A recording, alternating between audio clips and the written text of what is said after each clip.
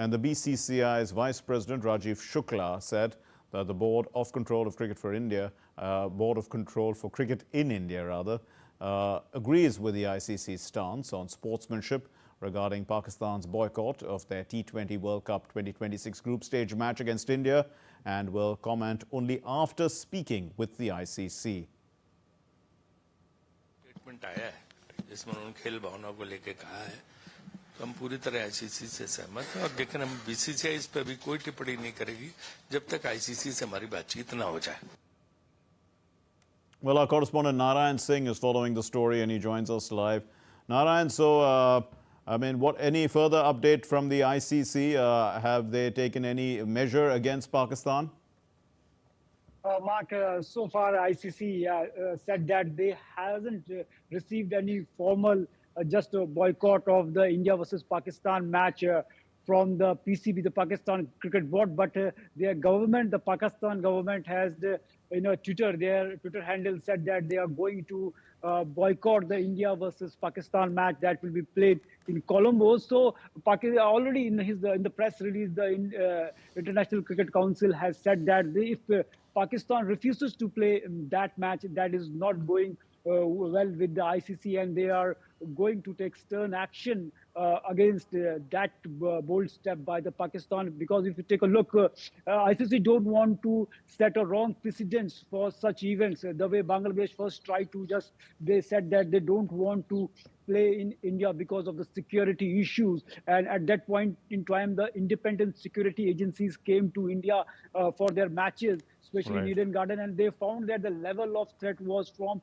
very mild to low. And in that context, the cricket teams like Australia are visiting Pakistan, where the threat level is very high. So there was a paradoxy in the Bangladesh stance, and because Bangladesh is not playing, so Pakistan is boycotting. I think there is no cricketing logic behind this, because if we take a look, less than 7 days are left for the mega tournament, and at this point in time, Pakistan is saying that they are going to boycott that match. So definitely it is not a cricketing decision, it's not a cricketing logic. So overall we can say that Pakistan, if they do this thing, definitely they will be isolated in the cricketing world, because we know that the way it's India versus Pakistan match, it's not about two countries, it's all about generating the funds too.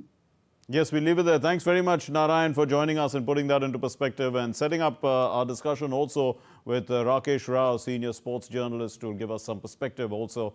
So, Mr. Rao, I mean, is it unprecedented for the ICC to consider some sort of punitive action against a government directive? They seem to have done that also with Bangladesh. Or should they just be targeting the cricket board or the team? Well, it's very clear, that ICC hasn't, I mean, they have made it very clear to Pakistan, government as such, that look, this is not going to work. Because just look at the way ICC reacted. It was a Sunday, people expected ICC to, sleep over it and then maybe respond, like in the morning. But that didn't happen. Right late into the night, they said, all right, we have seen that. I mean, they took cognizance of that tweet, which came in the name of the government of Pakistan. They didn't wait for PCB to respond. So that itself shows that, they were ready with it. And the way it has been drafted, of course, it's very professionally done. Every word is, every sentence is very carefully worded. And one place where they say that, listen, you have to face the consequences, or, I mean, very significant and long-lasting, lasting impact. So that particular phase, it really reflects ICC's mindset on this subject. Because like most of us, even ICC knows what it is doing. And ICC has actually, I mean, without going into the details, maybe they've saved it for later.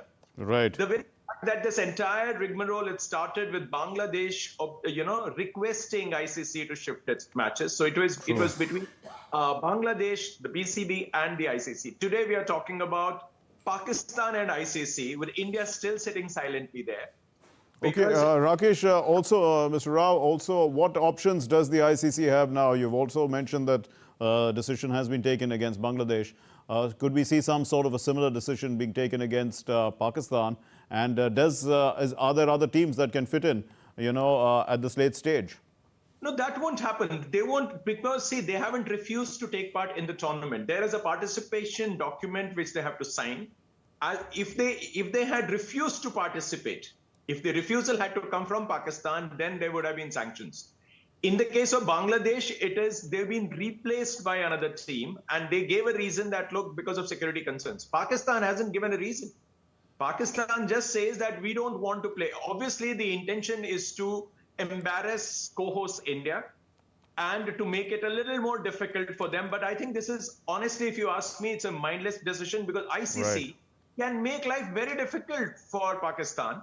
They can not only ensure that, that they don't get any revenue share from the ICC, which comes through the rights which are sold for the, True. Now, you did mention, Mr. Rao, that this statement has been worded very professionally. So do you see that the ICC is able to balance politics and sport independent commentators will be looking at these two aspects? Absolutely, because see, you are dealing with a professional setup there, and Pakistan, I mean, in all its wisdom, has decided to take on the ICC. It is like an employee taking on your employer. It is like you are still on the you are on the rolls of ICC. That is your primary source of income, and you can't take that kind of hit, because if ICC decides, because now what they've done is they have stuck to the protocol. They've given Pakistan another opportunity to reconsider their stand, come to a mutually agreed resolution, as they say. But the point is that what if Pakistan stays stubborn? If they say, no, we are not going to take a U-turn, because taking a U-turn would be like, it'll be very, very humiliating. Now, at this point in time, Pakistan is stuck. ICC has very, very smartly put the ball back in the court of the PCB. Now they're waiting. They won't take any further action till they hear from the PCB. Mr. Rao, also, what are the economic consequences for Pakistan cricket? They're already suffering. There are very few teams that play in Pakistan because of the situation there. I mean, they've suffered. Their internal cricket doesn't seem to be going too well. And as a result, I mean, they do produce natural cricketers who are great. But, how long can they go on without any support? They will be in a soup. I mean, they're already, they are. Financially, they still don't pay their salaries on time to those who are under contract. Even their payments are getting delayed.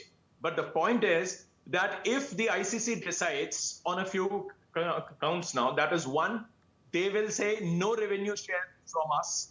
They can also take away teams from their, from their FTP thing. They can say, look, we are putting sanctions. No team will travel. Number three, they can also say that there won't be any participation. We won't allow any NOCs for overseas players to come and play in your PSL. I mean, there are so many things which they can do. Half a dozen things for sure. Indeed. So it's still an evolving situation. Thank you very much, Mr. Rakesh Rao, for putting that into perspective for us.